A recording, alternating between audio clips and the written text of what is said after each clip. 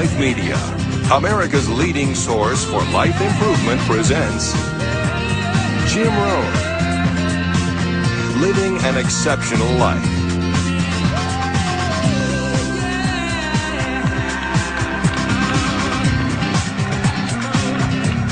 Hey, thank you.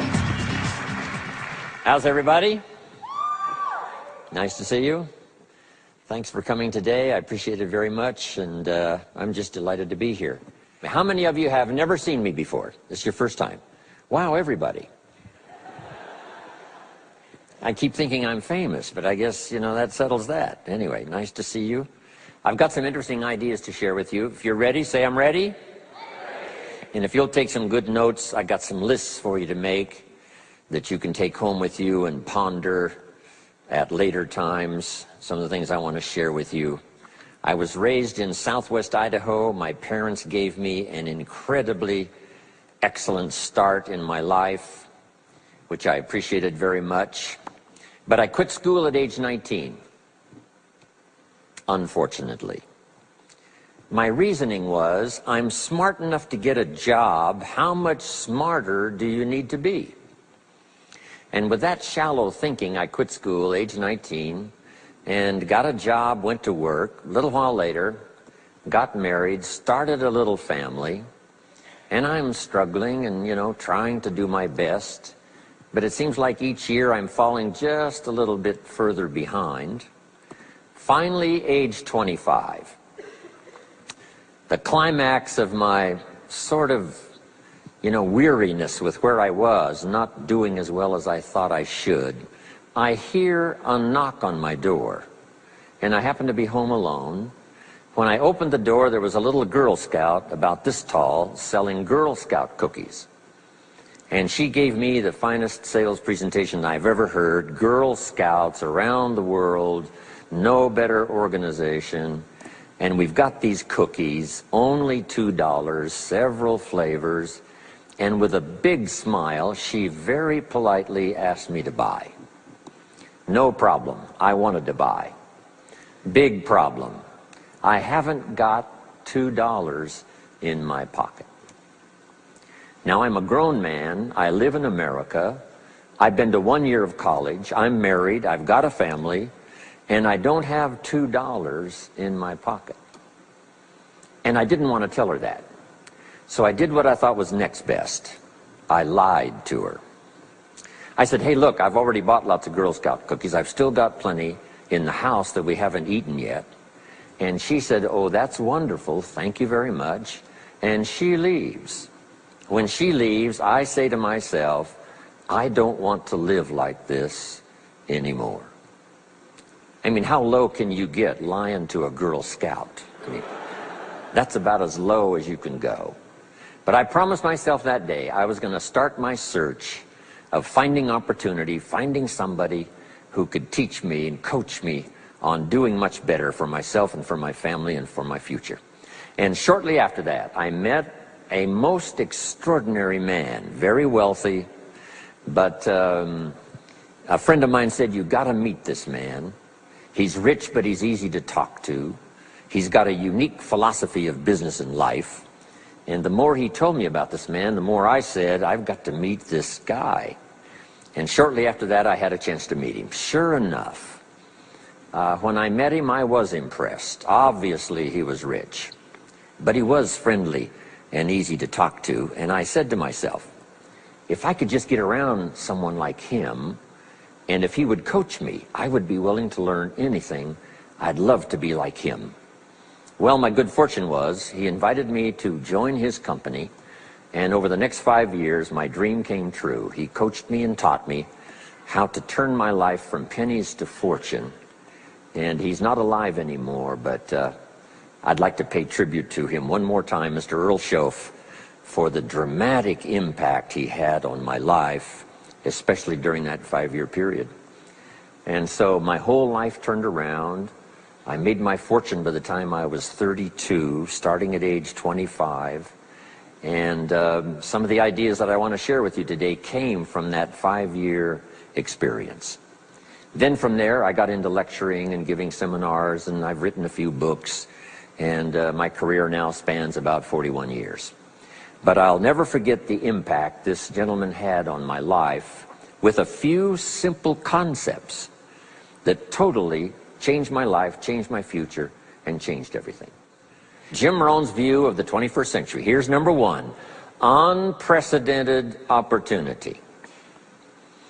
We not only have begun a new century, century 21, it's a new millennium.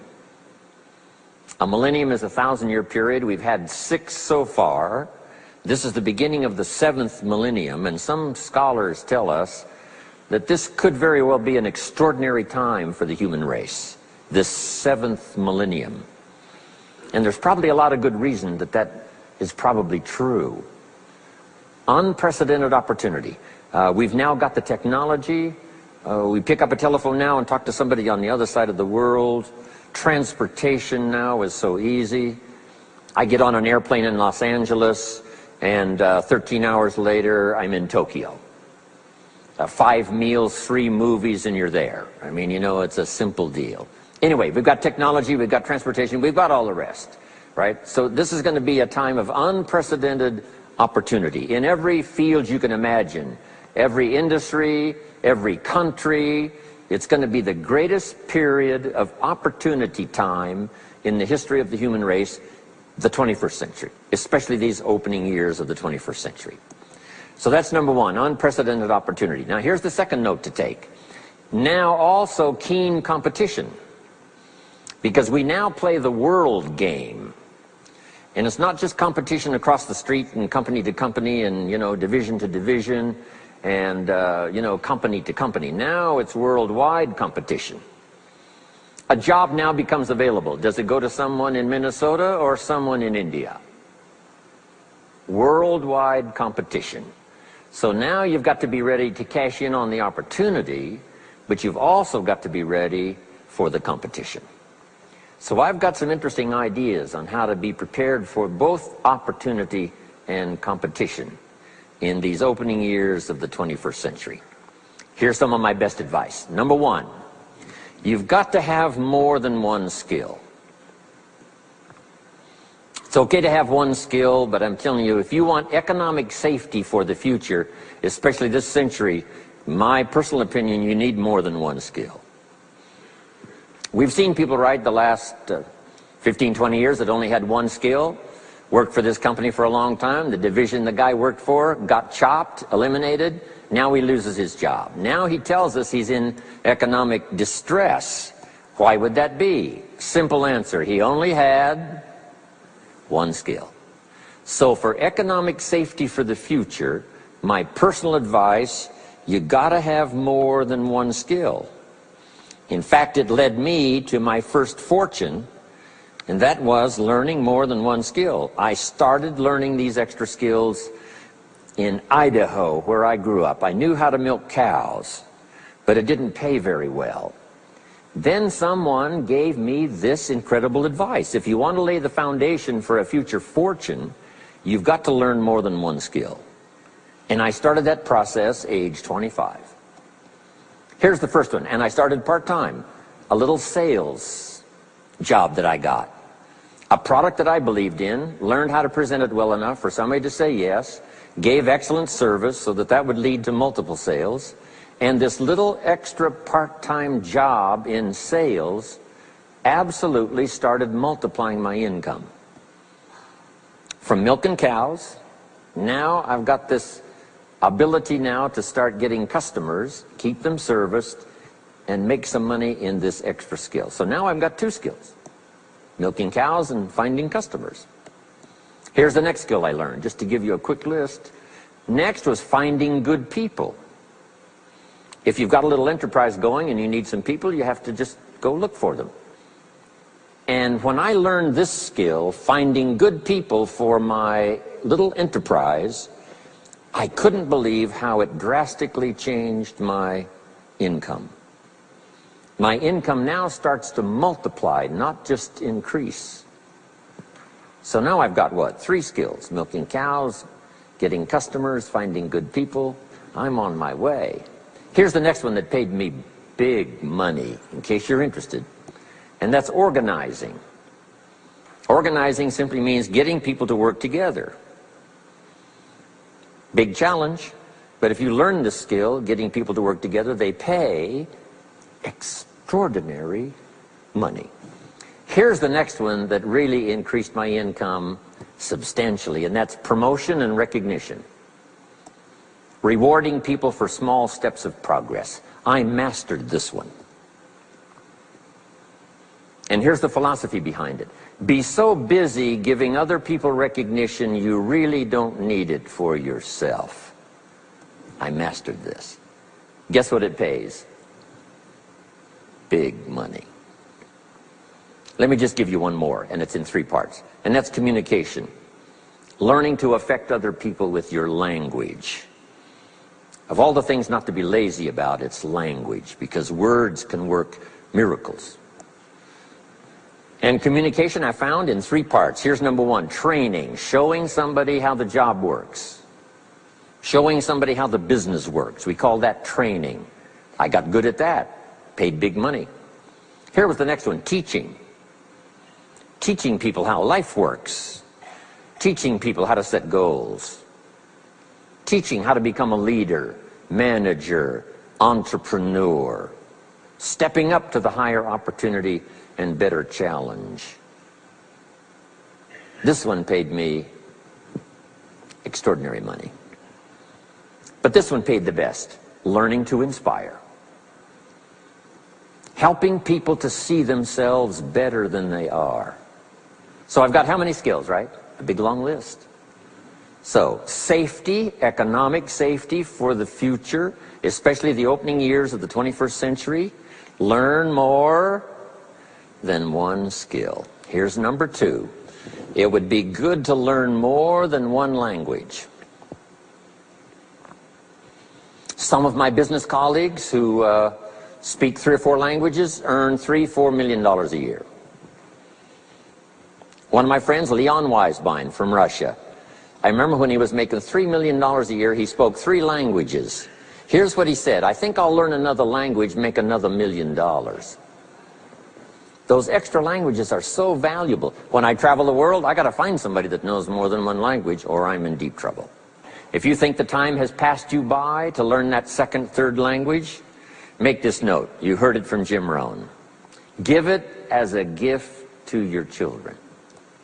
The 2nd language. Maybe that'll inspire them to learn the 3rd language, and then no telling where it might go from there. I asked a school teacher one time, how many languages can a child learn? Here's what she said: as many as you will teach them. They don't lack capacity, they don't lack intelligence, they certainly don't lack curiosity. They only lack a teacher. So you got my good advice now? More than one skill, more than one language. Here's the rest. Learn the simple economic formula that works for everybody, and I can give it to you in just a couple of sentences. A simple economic formula. Kids can understand it.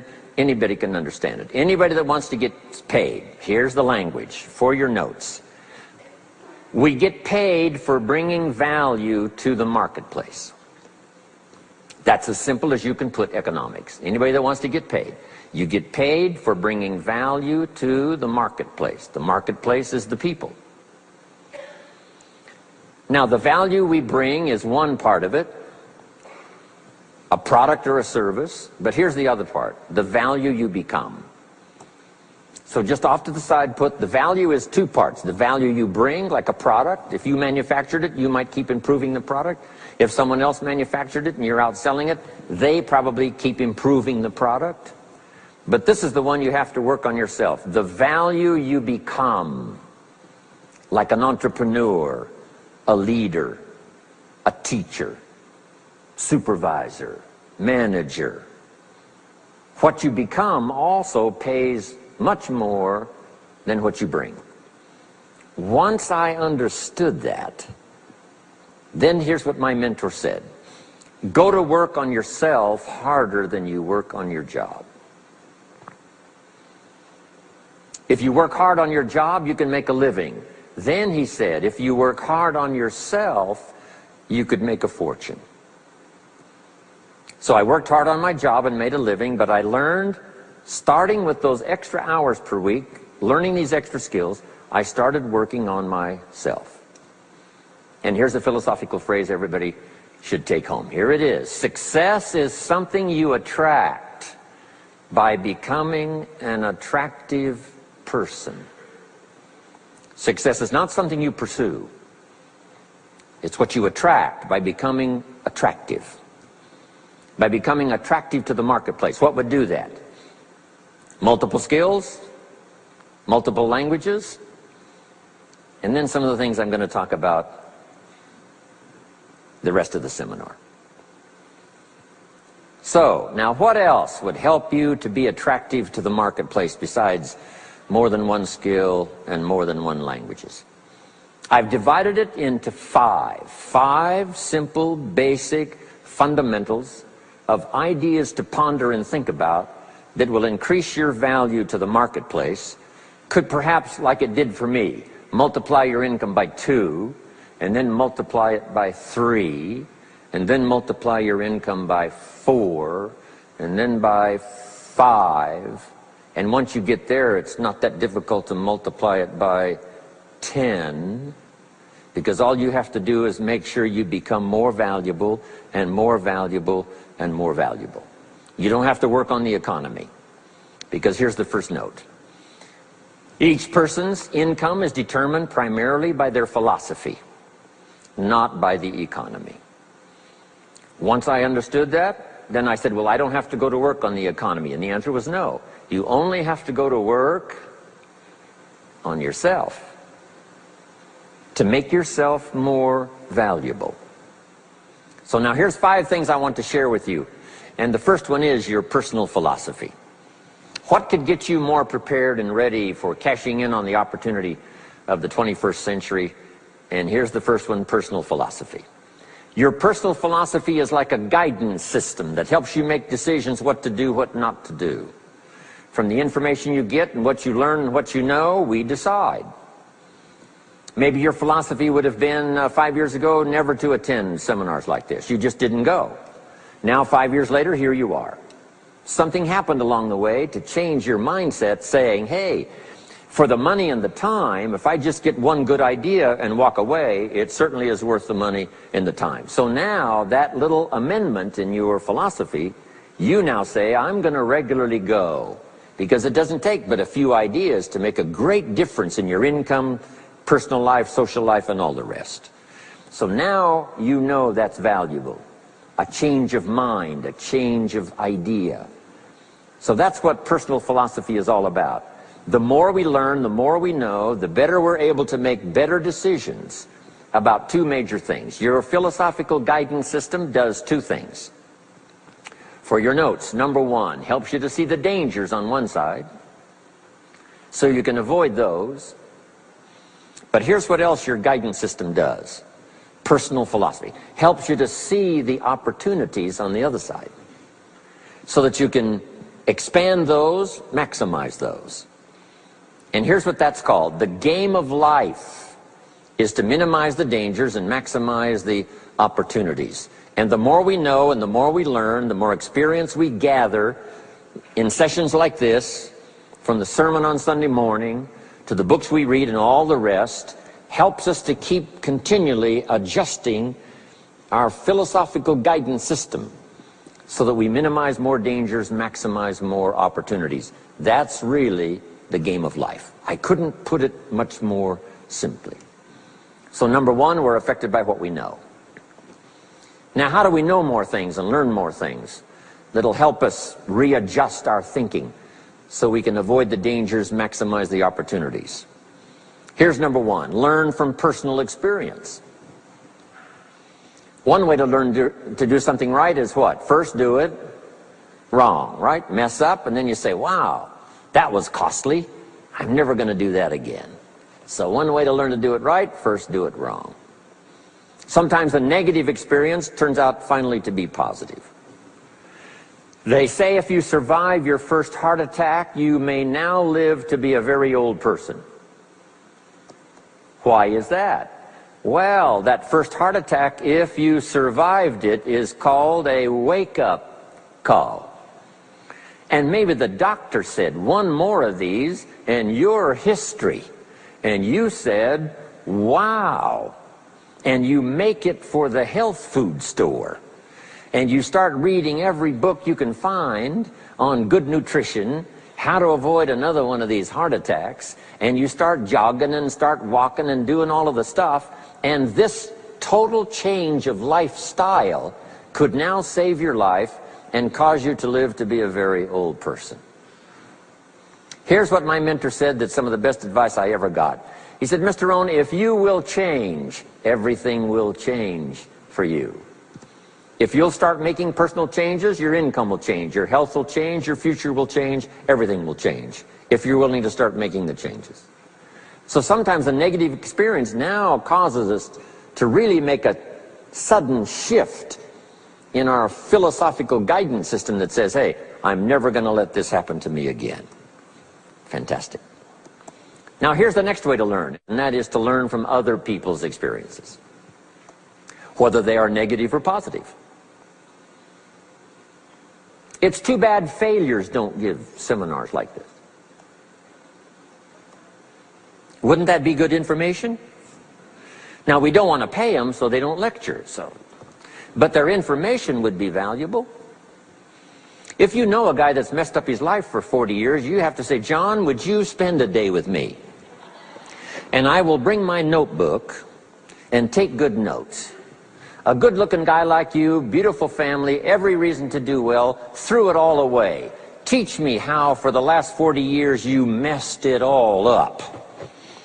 And he tells you, and you take good notes. Learning from the negative side of someone's experience. If somebody tells me these eggs are rotten, I'm not going to make an omelet and try it, right? I'm just going to take their advice and their know-how. So, learn number one from your own experiences, learn number two from other people's experiences. And my mentor taught me to always keep a journal. Here's what he said, don't trust your memory. If you want to live a dynamic life, multiplying your income, multiplying your future, be a good student. If a good idea comes your way, write it down, then ponder it, then perhaps go do it. Okay. Now, your philosophy comes from what you learn, comes from what you know, comes from other people's experiences. 3 ways now to learn from other people. Here's number one, learn from what you see. One of the great watchwords of these early years of the 21st century, pay attention. If you just watch, you can pick up clues. Success leaves clues. And if you'll be a better observer of the winners and the losers, those that are doing well and those that are falling behind, and just take mental notes and good notes and say, I'm going to adjust what I'm doing based on what I see. Here's number 2. We learn so much from other people based on what we hear. Here's good advice on that. Be a selective listener. Listen to voices of value that have experience, ideas, reputation, something valuable to share. Now here's number 3. Read all the books. Now there's millions of books, so you can't read all the books.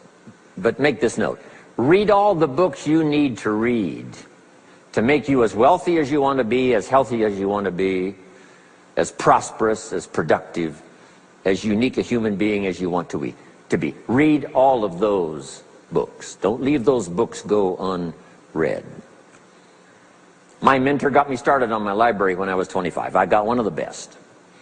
If you saw my library, you would be impressed. I haven't read everything in it, but I feel smarter just walking in it, right? My library. I was smart enough to buy it all. Now I got to be smart enough to read it all. Now jot this down. When you do read, you have to sort through what you read and decide which is valuable to try.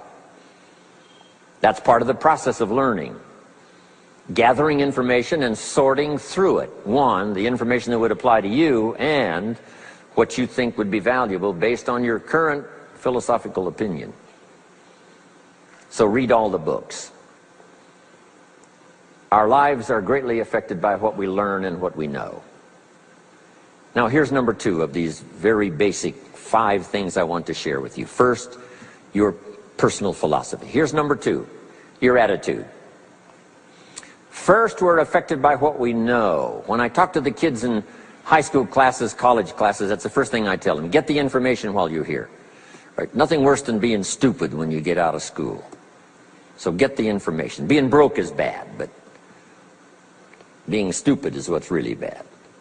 And what's really, really bad is being broke and stupid.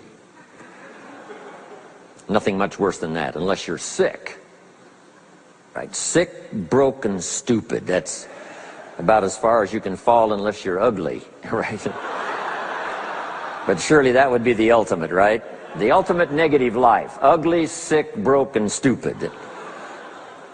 So learn all you can. We're affected by what we know, so get the information. Don't be lazy in learning. Don't be lazy in going through the books, building your library, coming to classes like this consistently. Some of them will be so dramatic, your life will never be the same. Maybe this is one of those today. Next, we're affected by how we feel, attitude. This is the emotional part. We need the intellectual part to set sail. So as the winds blow, we can still get where we want to go. Redefine, keep strengthening our psychological and philosophical guidance system. But now we're also affected by the emotions. That's the power. And jot these notes down as I hurry along now. 4 things to consider on attitude and how you feel. Here's number 1. It's how you feel about the past. It's important to make the past useful. Past experience, even past losses, past failures, as well as successes. To review it and go back over it, see where you went wrong, correct that, invest that now in the future. Don't live in the past, and don't carry the past around like a burden, but simply use your past as one of your mentors to help refine mistakes, make some changes that you can invest now in the future.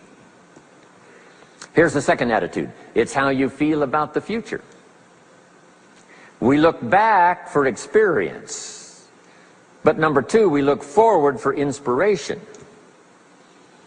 Now, where does the inspiration come from? Looking forward. Here it is, learning to set goals. Number 1, decide what you want. Takes more than 5 minutes. Take some time and decide what you want. Where do you want to go? What do you want to do the next 10 years, 20 years? What would you like to become? How many skills would you like to learn? What are the books you want to read? How about the people you want to meet? The cities you want to visit? Experiences you'd like to have over this next period of time? Start thinking about all of that. Here's the next key. Write it all down. Building a life is like building a house. You wouldn't start building the house until you had it finished. Wouldn't you look foolish starting to build the house if it wasn't finished first? What if you were laying bricks and somebody came by and said, "What are you building here?" And you said, "I have no idea." See, they would take you away to a safe place. So building a life is a lot more important than building a house. And yet people treat it so carelessly and so casually about planning and making plans for what they want their life to work out to be. So I'm asking you not to be casual anymore. Start designing the future for yourself, for your family, for your business, for your future. Okay, decide what you want. Okay, so from the past we get experience, from the future we get excitement, inspiration by setting goals. Now here's the next advice. Put everything on your list of goals. Little things, insignificant to someone else but important to you. A goal list is important. You don't have to publish it in the local newspaper. My Japanese friend, Toro Ikeda, San Jose, California, put on his first list, a Caucasian gardener. I said, go Toro. Back then everybody had a Japanese gardener. He said, no, I'm Japanese. I want a Caucasian gardener. I like that. So set goals. Set the goals that'll turn you on, goals that'll get you excited. Put everything on your list. Now, here's the next attitude. It's very important how you feel about everybody. If you want to be a leader extraordinaire, here's what you learn. Each of us need all of us. One person doesn't make an economy. One person doesn't make a symphony orchestra. It takes all of us for each of us to be successful. Each of us need all of us, and all of us need each of us. Each gift is important. as we bring it to the table, as we bring it to the country, as we bring it to the community. Learn to appreciate that. Each of us need all of us. Now here's the last one on attitude. It's how you feel about yourself. Nothing more powerful than self-confidence to start multiplying your income by 2, by 3, by 5, by 10. And where does that come from? Make the note. It comes from self-esteem. Doing the things you know you should do, and at the end of the day, your self-esteem is soaring and high. You've met the people you said you'd meet. You made the calls you said you would make. You did the things that you required of yourself to do. And at the end of the day, you feel great about yourself. That is one of the greatest motivating factors for the future. Self-esteem. Feeling good about yourself. Now let me give you the miracle piece of this formula. If you're ready, say, I'm ready. Here it is. Number 3 is activity. We're affected by what we do. Now we've gotten to the formula of how to turn ideas into reality, how to turn imagination into substance. It's called number 3, activity. So add these notes to it now. Activity is the work. Activity is the labor. You might add labor pains. I'm short on personal experience here, but the mothers in the room would tell us that we know what that's all about. Labor pains. Why would an upcoming potential mother be willing to put herself through maybe a rather painful experience? She said, that's an easy answer. And it's for your notes. It produces new life. Why wouldn't she put herself to the labor? Now comes the miracle of new life. And whether it's new career life, or new business life, or new friendship life, or new married life, or new life of any kind, it has to come from the work. It comes from the labor. In fact, labor was so important. Here was the original formula for labor. If you have forgotten it, remind yourself. For your notes, 6 days of labor and what? 1 day of rest. Now it's important not to get those numbers mixed up. Why is that? Here's why. Why not 5-2? I don't know, maybe 5 and 2 would be okay. If God would have thought of 5 and 2, he might have made it 5 and 2. Right? You can't think of everything when you're putting one of these together. But maybe one of the reasons for 6-1, jot this down now. If you rest too long, the weeds take the garden. Not to think so is naive. As soon as you've planted, the busy bugs and the noxious weeds are out to take it. So you can't linger too long in the rest mode. You've got to go back to work. 6 days of work, then rest and spirituality and friendship and change of pace. And then go back over the last 6 days. What did I do? What did I miss? Who did I miss? What happened? So that I can invest those corrections in the next 6 days of higher productivity. Have you got that now? 6 days of work, 1 day of rest. Don't get the numbers mixed up. Activity. Now, activity finishes the miracle. Good question for your notes. How did this convention center get here? Let me give you the steps. Number 1, somebody saw it while the property was vacant. You say, well, how could you see a convention center if it isn't here? It's the only way it will be here. And somebody has to see it so clearly they can draw a picture of it, saying, this is the convention center. You say, no, it isn't there. They say, yes, this is the convention center. The artist's rendering shows you a picture of what isn't there. That's the beginning of imagination. So to turn nothing into something, here's what you do. Imagine the possibilities. That's why we recommend testimonials, for someone to say, hey, I started with pennies and I made a fortune. And when they finish, sometimes they say something like this: if I can do it, what? You can do it. And we start imagining the possibilities. Here's number 2. Have faith to believe that some of them are possible for you. And both imagination and faith are powerful forces. But we still don't have a hotel. We still don't have a house. Even though those are powerful forces, it is the beginning. Now, imagination and faith must be deposited in activity, or it is wasted. But the finishing touch of the miracle process is now, go to work. Go to work and build a better career. Go to work and build good health. You can't have good health without the work. When did we start hearing that phrase? No pain, what?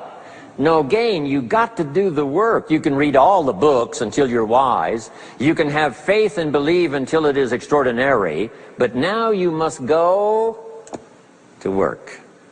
And if you'll learn to appreciate the work that produces the miracle of good health, the miracle of a career, the miracle of a relationship, the miracle of a fortune. Only humans now can do this. The birds of the field can't do it. No other life form can imagine and create something from nothing. Have faith and then build it and make it real. Only humans. It's an extraordinary gift. Depends on how often you use it. So number one of the ideas I wanted to share with you to make this an extraordinary opening year century for you is philosophy. We're affected by what we know. Second is attitude. We're affected by how we feel. Third is activity. We're affected by what we do. Now here's the final two pieces.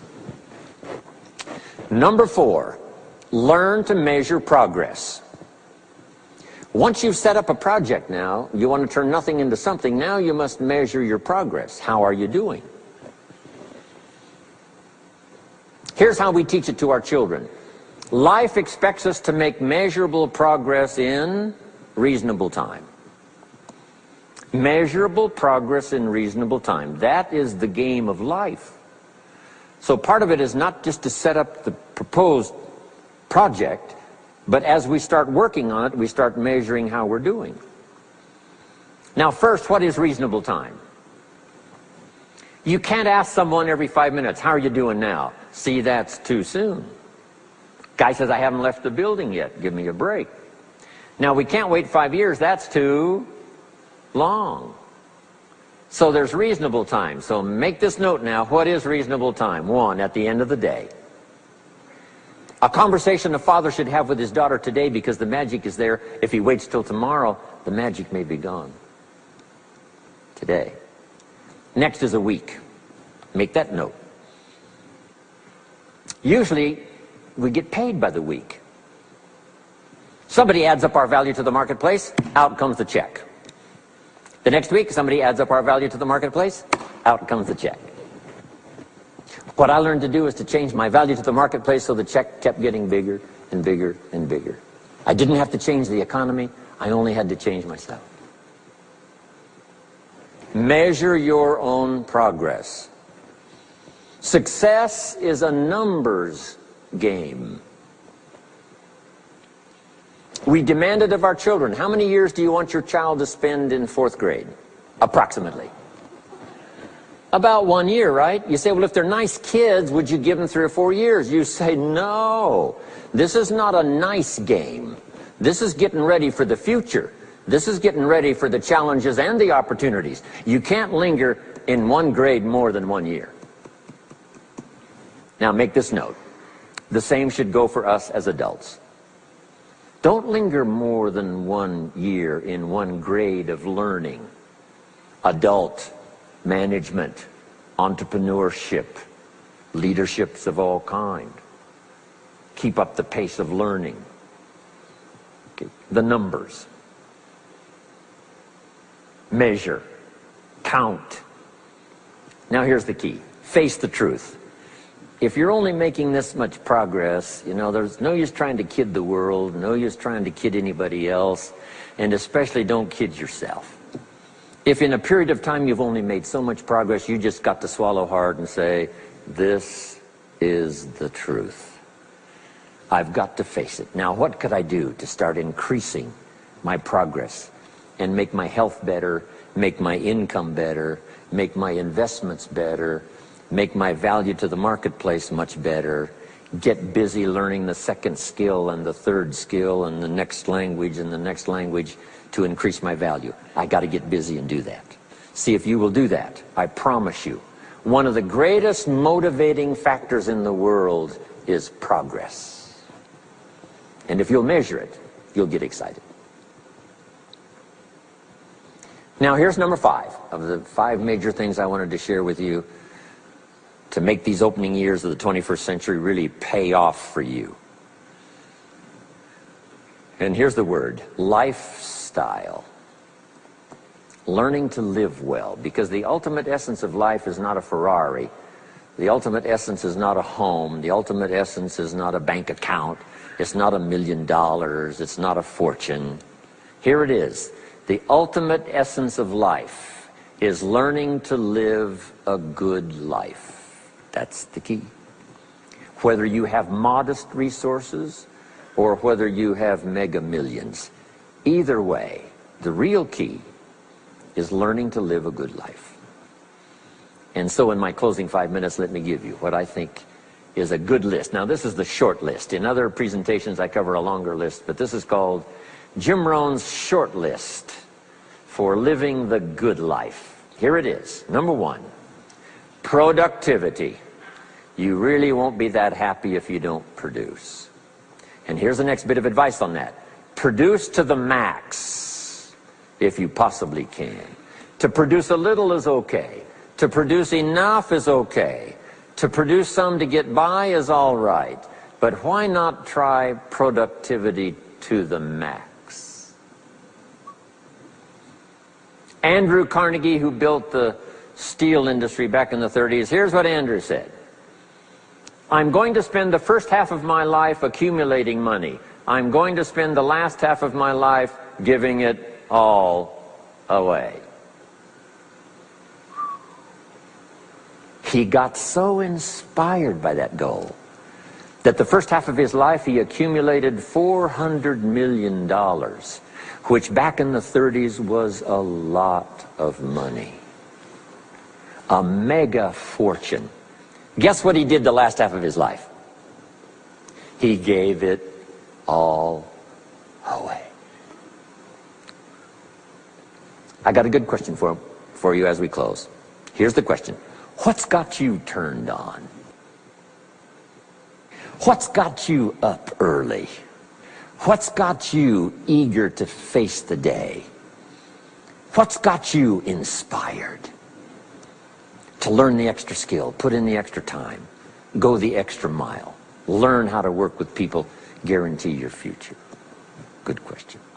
Here's number 2, good friends. You got to have good friends. The best support system in the world is good friends. Collect and nourish those as priceless. Good friends are those wonderful people who know all about you and still like you. Those are good friends. Here's number 3, your heritage. What's made America so unique among all the nations of the world and the greatest experiment in the history of the world? And that is the depository of gifts that have come to America over the last 300 or 400 years. The heritage from all walks of life, all over the world. Now the key to keeping America vital and powerful and unique for generations to come is to keep alive these heritages. The music, the dance, the costume, the customs, the literature, the poetry, and all the rest combined together, making us an extraordinary, unusual nation among nations. Keep your heritage alive. Here's number 4, your spirituality. Whatever you believe in terms of spirituality, that's important. And I've got 3 words for you to consider. Here they are. Study, practice, and teach. Whatever you believe in terms of spirituality, study, practice, and teach. Don't leave your spirituality unstudied, don't leave it unpracticed, and don't leave it untaught. It's one of the major components of a good life. And now to close, for your notes. Take special care of the inner circle. Family, close friends. Nourish them, they will nourish you. Inspire them, they will inspire you. And take care of the details, the little things that makes it special for family and friends. When my father was still alive after my mother died, my father lived about another 7, 8 years. When I used to travel, I would try to call him while he was having breakfast with the farmers, southwest Idaho. Make a special day. If I'm in Israel, I got to get up in the middle of the night. But I call in the middle of the night, Papa, I'm in Israel. And they would bring him the phone in this little cafe called the Decoy Inn. And Papa would say, Israel, son, how are things in Israel? And he'd talk real loud so everybody could hear. Right? Say, Papa, they gave me a reception last night on the rooftop overlooking the Mediterranean. He'd say, overlooking the Mediterranean. Now he's got a story to tell for the rest of the day. My son called me this morning while I was having breakfast with the farmers. I know he had to get up in the middle of the night. Special days. One more scene. I thought about my father walking down the lane on the farm to the mailbox, opening it up. And this is for your notes. Make sure the mailbox is not empty. My father lived to be 93. What kind of an experience would that be for a day? Age 93, open the mailbox and it's empty. Even if it's just a postcard, make sure the mailbox is not empty. The details, the inner circle. And now here's the last. Maybe, just maybe, some of the things I've shared with you have been seeds that have fallen on your consciousness at the right time. And then if it turns into something valuable for you in the future, that will be well worth my coming, being away from my grandchildren and my children for a little while, to come and deposit the best of my experience with all of you today. Thank you very much. God bless. We hope you've enjoyed this special presentation of Jim Rohn's Living an Exceptional Life. If you'd like to own a copy of this program or any of Better Life Media's programs, please visit our website at betterlifemedia.com, where you'll find all types of valuable life improvement information.